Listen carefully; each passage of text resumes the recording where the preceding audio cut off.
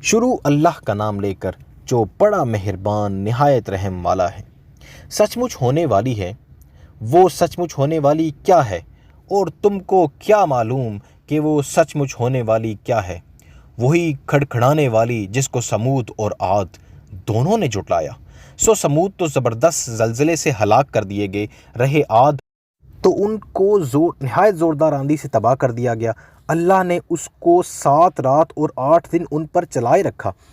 تو اے مخاطب، تو ان لوگوں کو اس میں اس طرح گرے ہوئے دیکھتا جیسے کھجوروں کے کھوکھلے تنے، پھر کیا تو ان میں سے کسی کو بھی باقی دیکھتا ہے؟ اور فرعون اور جو لوگ اس سے پہلے تھے اور وہ جو الٹی ہوئی بستیوں والے تھے، سب گناہ کے کام کرتے تھے۔ سو انہوں نے اپنے پروردگار کے پیغمبر کی نافرمانی کی تو اللہ نے بھی ان کو بڑا سخت پکڑا۔ جب پانی طغیانی پر آیا تو ہم نے تم لوگوں کو کشتی میں سوار کر لیا تاکہ اس کو تمہارے لیے یادگار بنائیں اور یاد رکھنے والے کان اسے یاد رکھیں۔ پھر جب سور میں ایک بار پھونک مار دی جائے گی اور زمین اور پہاڑ دونوں اٹھا لیے جائیں گے، پھر ایک بار ہی توڑ پھوڑ کر کے برابر کر دیے جائیں گے، تو اس روز ہو پڑنے والی قیامت ہو پڑے گی اور آسمان پھٹ جائے گا، تو وہ اس دن کمزور ہوگا اور فرشتے اس کے کناروں پر ہوں گے، اور تمہارے پروردگار کے عرش کو اس روز 8 فرشتے اپنے اوپر اٹھائے ہوں گے۔ اس روز تم لوگ سب پیش کیے جاؤ گے، اس طرح کہ تمہاری کوئی پوشیدہ بات چھپی نہ رہے گی۔ اب جس کا اعمال نامہ اس کے داہنے ہاتھ میں دیا جائے گا تو دوسروں سے کہے گا کہ لیجئے میرا اعمال نامہ پڑھیے۔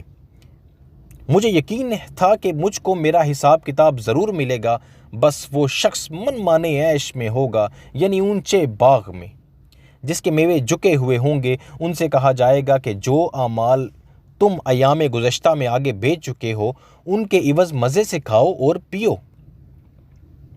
اور جس کا اعمال نامہ اس کے بائیں ہاتھ میں دیا جائے گا تو وہ کہے گا اے کاش مجھ کو میرا اعمال نامہ نہ دیا جاتا اور مجھ کو نہ معلوم ہوتا کہ میرا حساب کیا ہے۔ اے کاش موت میرا کام تمام کر چکی ہوتی، آج میرا مال میرے کچھ بھی کام نہ آیا، مجھ سے میرا اقتدار جاتا رہا۔ حکم ہوگا کہ اسے پکڑ لو، اب اسے توق پہنا دو، پھر دوزخ کی آگ میں اسے جھونک دو، پھر زنجیر سے جس کی لمبائی 70 گز ہے جکڑ دو۔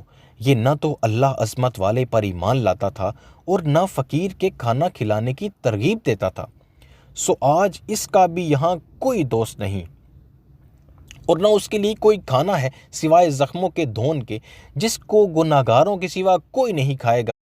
سو میں ان چیزوں کی قسم کھاتا ہوں جو تم کو نظر آتی ہیں اور ان کی جو تمہیں نظر نہیں آتی، کہ یہ قرآن ایک معزز فرشتے کا پہنچایا ہوا کلام ہے اور یہ کسی شاعر کا کلام نہیں، مگر تم لوگ بہت ہی کم ایمان لاتے ہو، اور نہ کسی کاہن کا قول ہے لیکن تم لوگ بہت ہی کم غور و فکر کرتے ہو۔